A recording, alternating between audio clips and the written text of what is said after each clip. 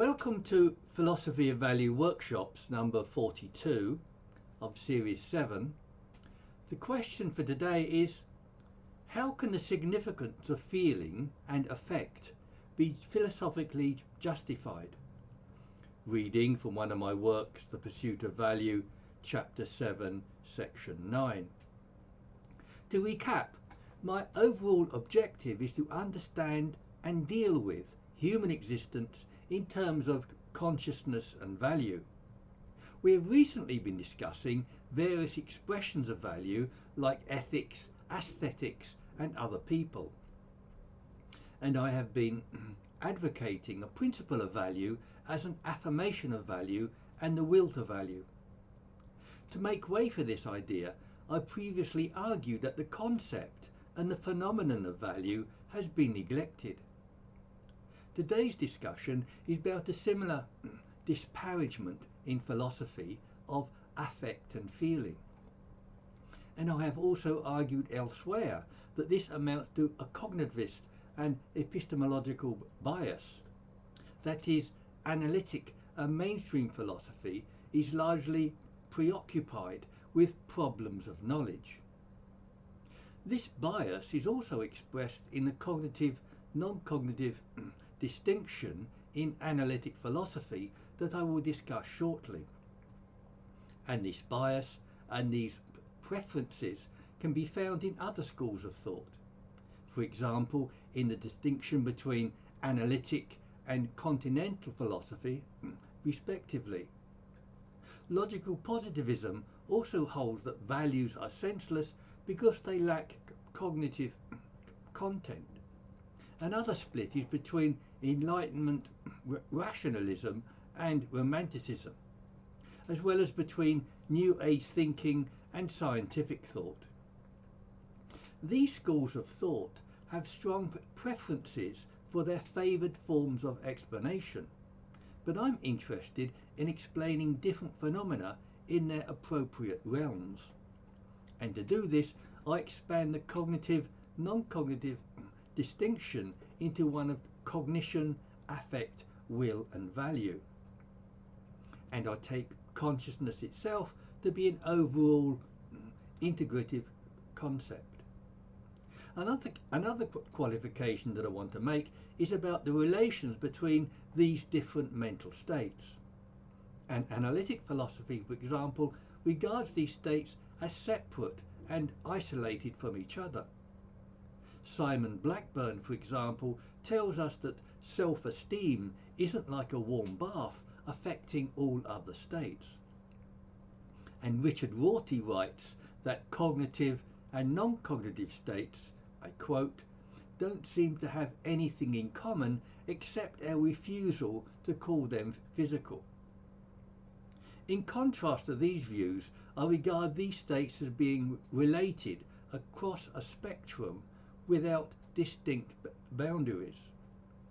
And one of many examples of this is Hilary Putnam's idea of entanglement between facts and values. And in my view, such a spectrum is key to an understanding and to the significance of affect and feeling. Yet it isn't difficult to explain why feelings or affect are either attractive or neglected in a superficial way. Positive feelings are good experiences and we want to have them. Yet feelings can also be seen to interfere with rational and scientific thinking. Cognition offers the attractions of the certainties of logic and reason and the success of science. Cognition also offers precision, quantification, conceptualization, language and distinct knowledge. But feeling or affect is shapeless, amorphous, unquantifiable, uncertain and fuzzy. There is also a historical neglect of feeling, affect and value in our understanding of reason, fact and science. Plato, Descartes and Auguste Comte have left us with a rationalist and positivist legacy. But this is being redressed with such discoveries as Putnam's and the value-ladenness of science. Yet we should pause briefly at this point to give a few definitions, especially as I've expanded the cognitive, non-cognitive distinction into cognition, affect, will and value. Cognitive states are those like belief, reason and knowledge, which necessarily entail mental objects. Affect describes two slightly different states of feeling and emotion, like pleasure and excitement. The will is a mental impulse to act, which draws upon cognition, affect and value. Value is a mental state with features like quality, preference and affirmation. However, the definition of these mental states requires extensive discussion that I have given elsewhere. Yet we can already see how their interrelation across a spectrum facilitates their definition. Cognitive states like reason and perception of facts are thought to be relatively independent of other states. Yet we have indicated above how value can, to some extent, enter into cognitive states. Affect, however, can be produced physiologically and might not involve any cognitive element at all. Yet affect can instigate motivational volition as well as being a driving force behind values.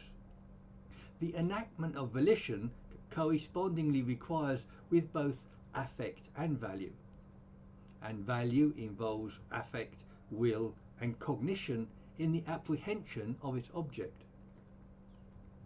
Yet these observations also suggest another way of defining affect and feeling states.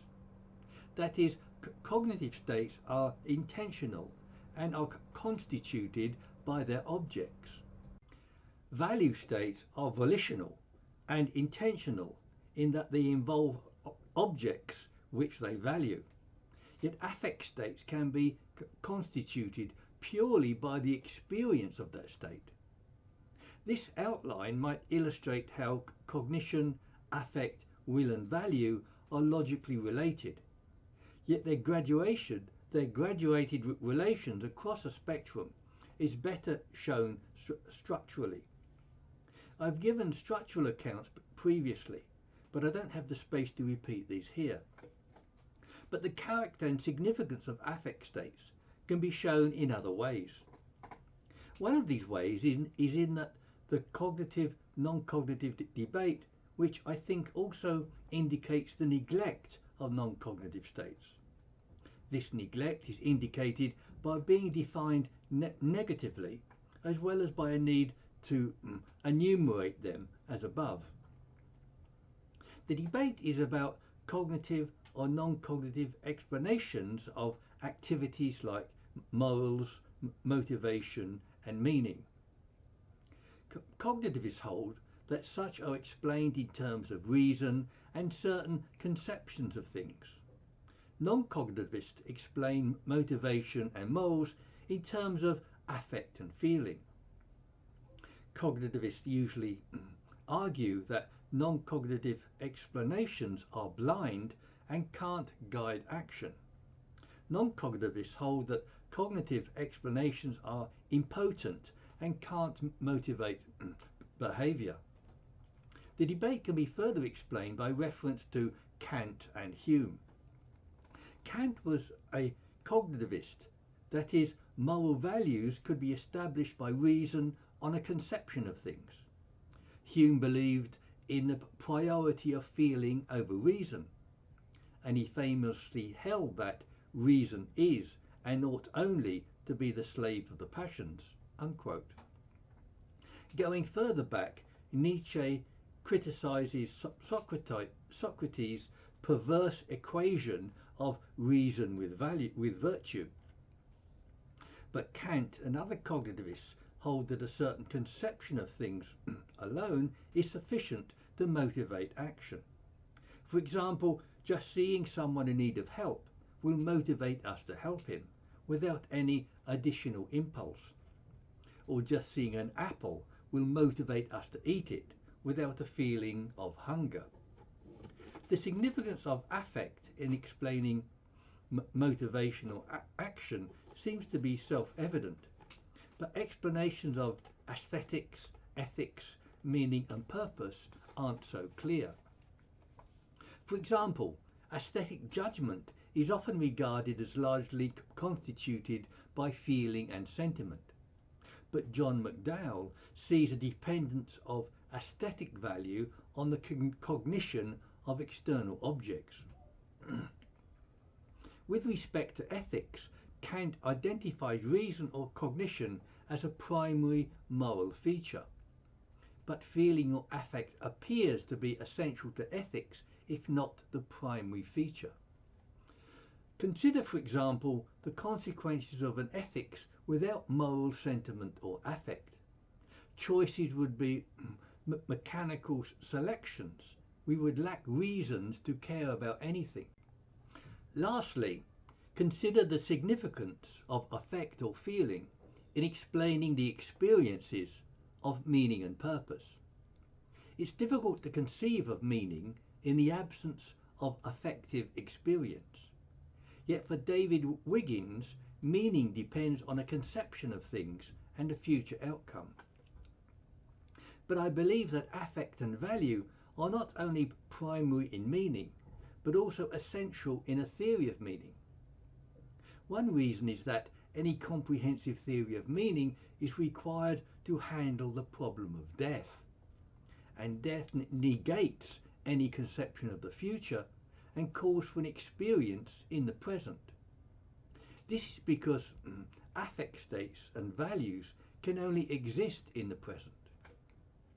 Affect states and values in the past or future can only be conceptions of affect states and values. So this calls for a non-cognitivist theory of meaning in terms of present values and affect states. But more than this, the view that affect states can only exist in the present gives us another defining feature. Yet this view is opposed by cognitivists like John McDowell and Thomas Nagel. Nagel writes, for example, the present is just a time among others and confers no special status, unquote. But in my view, an experience or a value in the future can only be a conception of an experience or a value. That is, such can only be experienced as such when we arrive in the future.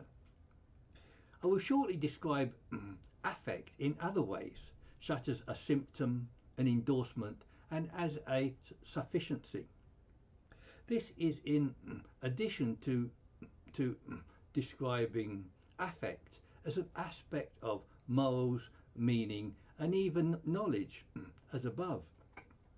But I first want to outline a problem of explaining affect comparable to a problem of explaining consciousness.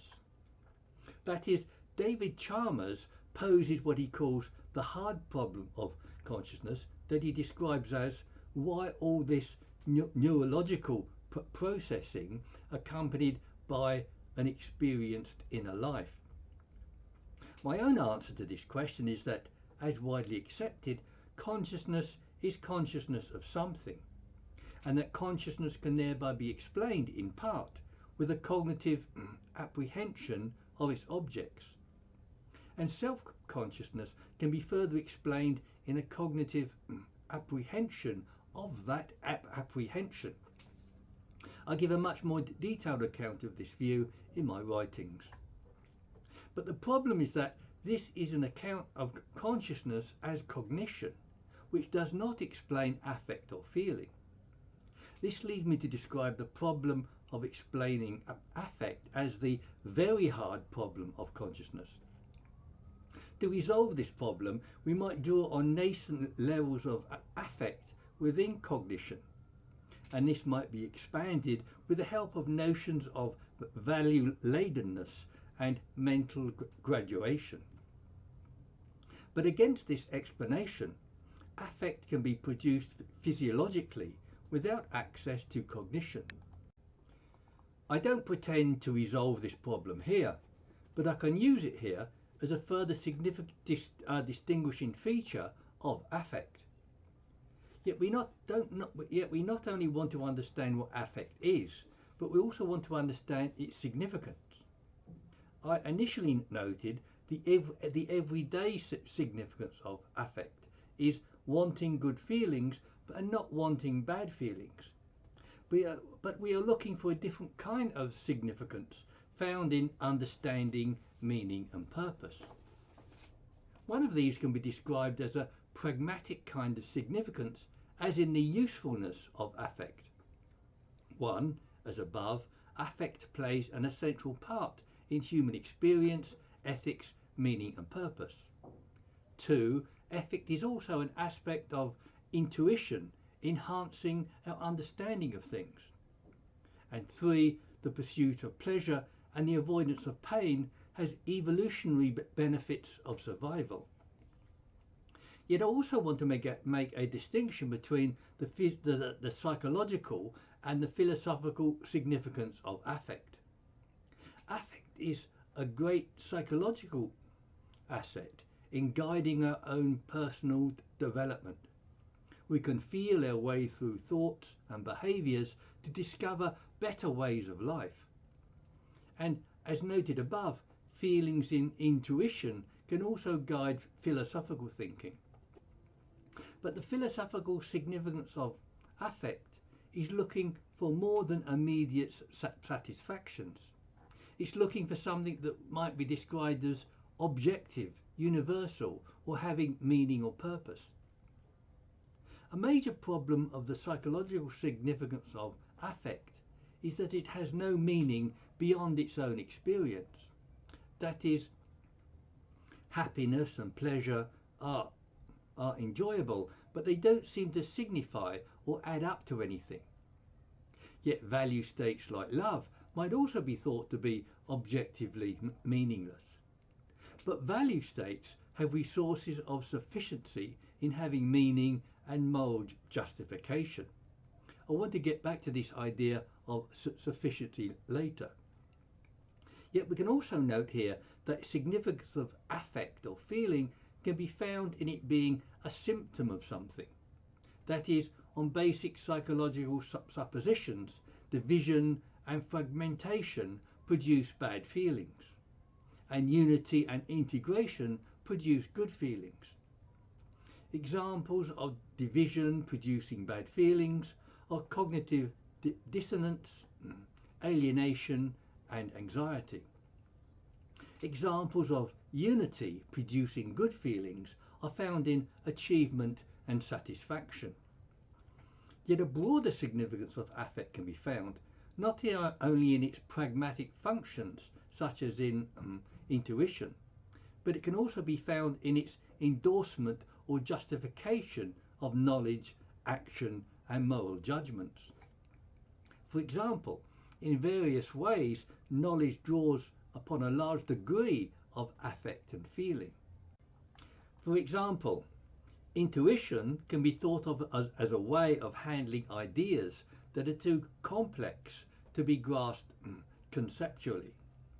In such cases, ideas acquire affective aspects, which are extruded by the unconscious as intuitions.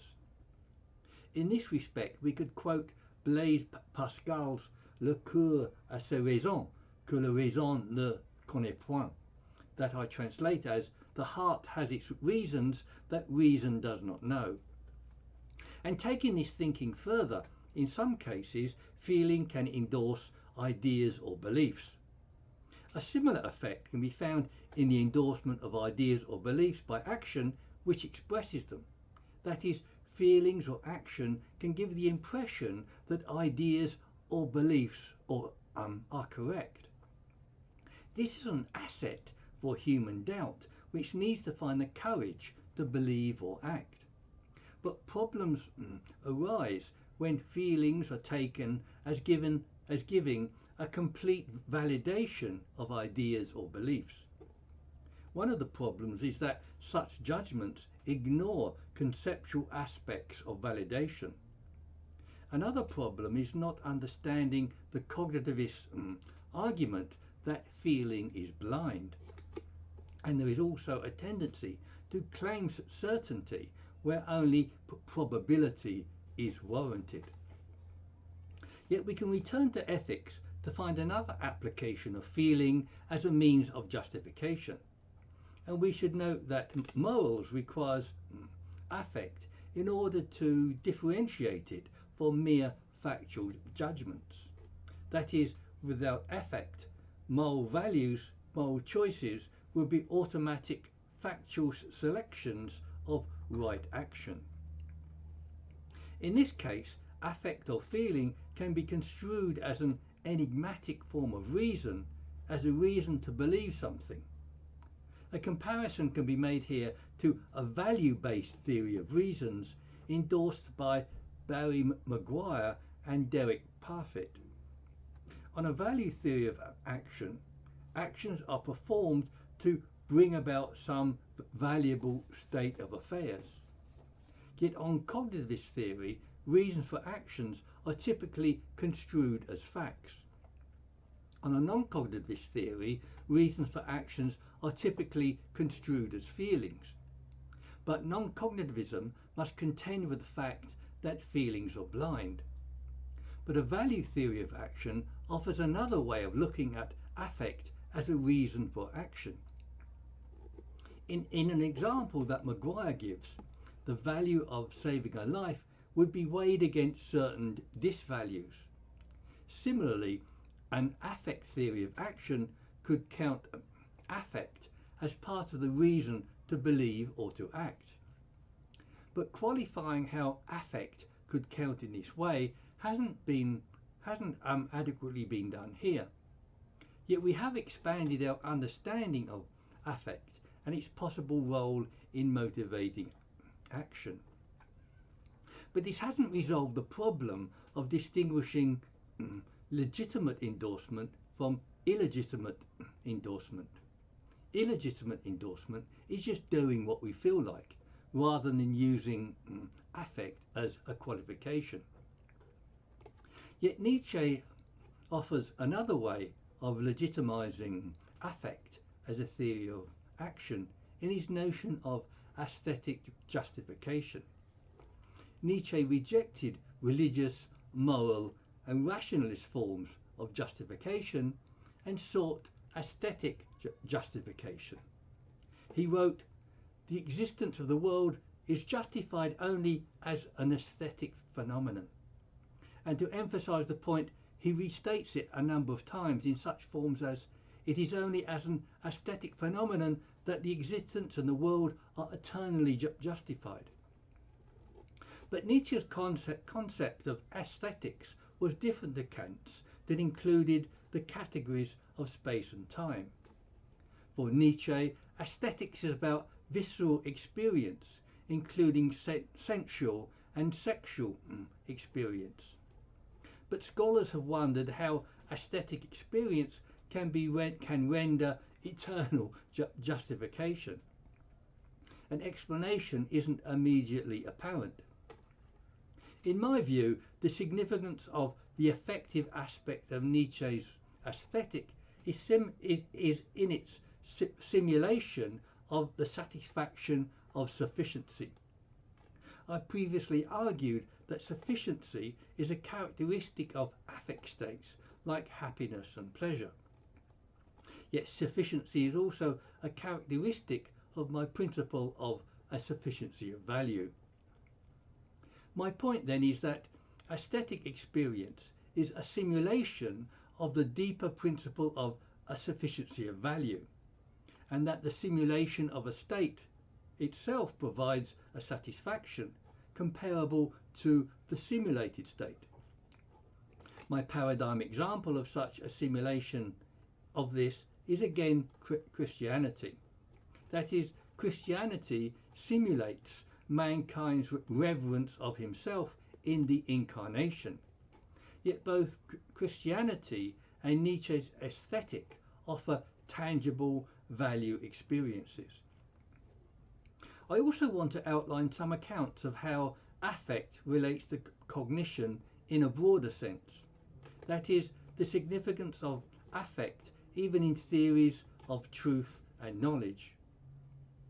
I've often argued for a relativist and even a subjectivist conception of truth. I usually begin with the idea of different theories of truth as correspondence, coherence, and pragmatic. These differences indicate that truth isn't a presuppositional absolute, but is value laden. Thinkers like Kant and Karl Popper can also be unexpectedly referred to in this respect. This is because they regard truth as a regulative rather than a constitutive or absolute concept. And Paniel Reis-Cardenas finds truth to be a regulative attitude in both Hegel and Kierkegaard. These conceptions of truth in the form of different theories and as a regulative idea have relativist implications. That is, truth isn't absolutely objective, but is subjective, incurring value in the form of an incipient affect. Yet this subjectivity is more often seen in knowledge, sometimes defined as true belief. And the idea of objective knowledge has been subject to the same kinds of criticisms as truth. McDowell, Nagel and Williams have, for example, criticised the idea of an absolute conception of the world. Nagel recognised the significance of both subjectivity and the human capacity to take an objective view. But the objective view is continually stepping back into a disappearing view from nowhere. This makes an objective or absolute view of the world an impossible regression.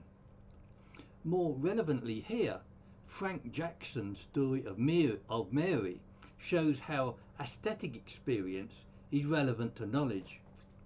Mary is a scientist who knows all the facts about colour experience, but has never had colour experience. So Mary doesn't understand what colour is without the experience of colour.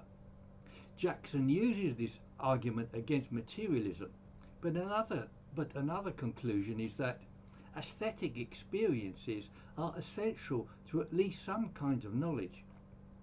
And aesthetic experiences is an aspect of affect elucidated in this way.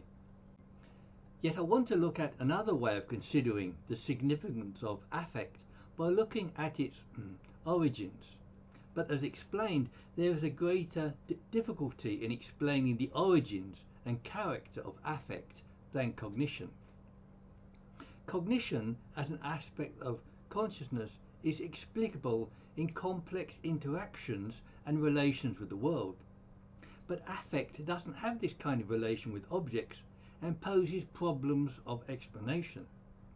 Cognition is constituted by its intentionality towards objects, not by its internal experience. But affect is constituted by its own inner experience, not by external conditions.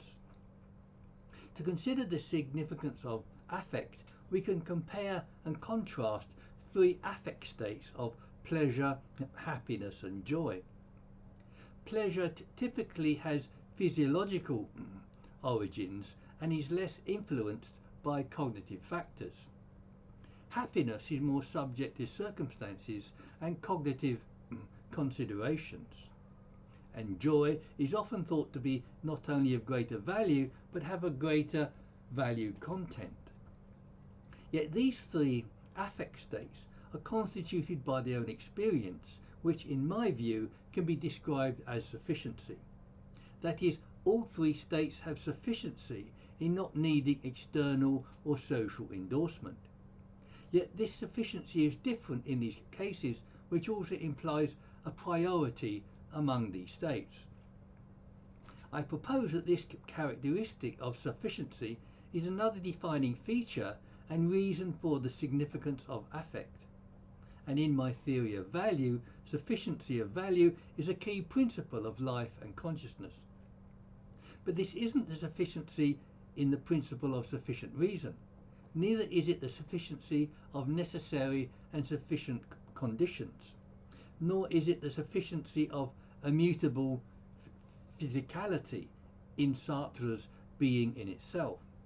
It is the kind of sufficiency, that is implied in Nietzsche's aesthetic justification.